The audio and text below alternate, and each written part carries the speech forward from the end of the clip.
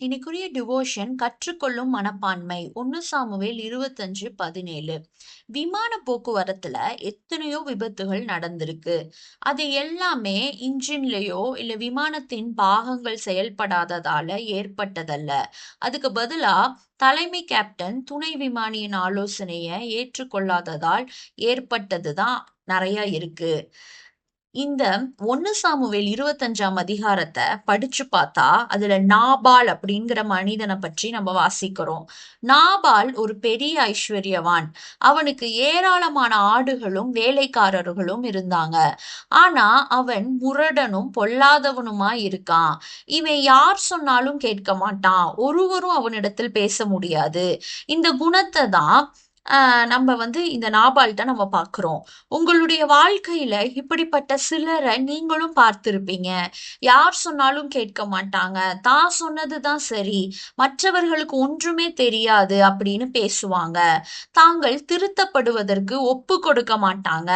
மதியீனனுடைய வழி அவன் பார்வைக்கு செம்மையா இருக்கும்னு நீதிமொழிகள் நம்ம படிக்கிறோம். இந்த குணத்திற்கு காரணம் பெருமை நிறைந்த இருதயம். தாவீது அவனிடத்துல உதவி கேட்கிறான். உடனே அவன், தாவீது யார்? ஈசாயின் குமாரன் யார்? தங்கள் எஜமான்களை விட்டு ஓடி போகிற வேலைக்காரர் இந்நாள்ல அநேகர் உண்டு அப்படின்னு இலக்காரமாக ரொம்ப மமதையா பேசுறான். பெருமை உள்ளவர்களின் சுபாவம் என்னன்னா, அவங்க ஒரு நாளும் தங்கள் தவற ஒத்துக்கொள்ள மாட்டாங்க, மன்னிப்பு கேட்க மாட்டாங்க, பிறருடைய கருத்தையே அவங்க கவனிக்க மாட்டாங்க, தங்களை மாற்றிக்கொள்ள விரும்ப மாட்டாங்க. பிறர் அவங்கள ஈஸியா அப்ரோச் பண்ண முடியாது. எப்பொழுதும் வளர்ச்சி அடையவும் மாட்டாங்க. பெருமையுள்ளவன் தன்னுடைய காதுகளை எப்பயுமே அடைத்து கொள்ளுவான். அவனுக்கு ஒப்பீனியன்ஸே பிடிக்காது. பிறர் சொல்லுகிற கருத்துகள் நாம் சிந்திப்பதை விட நல்லதாக தோன்றினா அதை முழு மனதோடு ஏற்றுக்கொள்ளணும். மோசே தன்னுடைய மாமனார் எத்திரோவின் ஆலோசனைகளை கேட்டு அதன்படி நடந்தான். நாபால் சொன்னதை அறிந்த அவன் மனைவி அபிகாயில் தாவீதுக்கு தேவையான அனைத்தையும் கொண்டு போய் தாவீதிடத்தை கொடுக்கறாங்க. அவன் கோபப்படாதபடி அவனுக்கு ஆலோசனை கூறுறாங்க. அதை கேட்ட தாவீது, நீ சொல்லிய யோசனை ஆசிர்வதிக்கப்படுவதாக. நான் உன் சொல்ல கேட்டு உன் முகத்தை பார்த்து இப்படி செய்தேன்னு சொல்றாரு.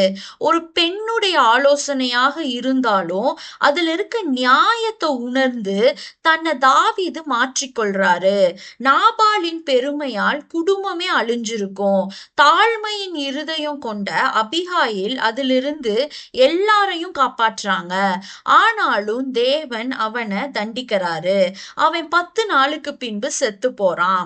நம்முடைய இருதயமும் யார போன்று இருக்குன்னு இன்னைக்கு யோசித்து பாருங்க. நாபால் போலவா இல்ல தாவீது போலவான்னு. ஆண்டவரே, தாழ்மையான இருதயத்தை எங்களுக்கு தாங்க ஏசப்பா. ஆமேன்.